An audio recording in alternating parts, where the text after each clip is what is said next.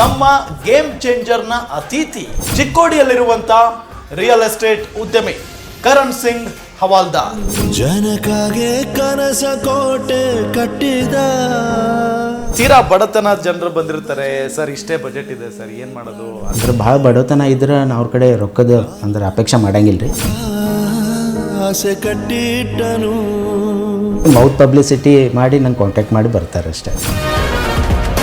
Worker ಗಟ್ಲೆ ನೋಡಲ್ರಿ, ಒಂದು ನಮ್ಮ ಮನುಷ್ಯ ಅಲ್ಲಿ ನಮ್ಮ ಮನುಷ್ಯ ಅಂತ ಹೇಳಿ ಈ ರೀತಿಯಿಂದ ರೀ ನೋಡ್ತಾರೆ ರೀ. ಒಳ್ಳೆ ವ್ಯಕ್ತಿಮತ್ವ ಇದ್ದವರು ಇವರು ಭಾಳ ಹೆಲ್ಪಿಂಗ್ ನೇಚರ್ ಇವರು.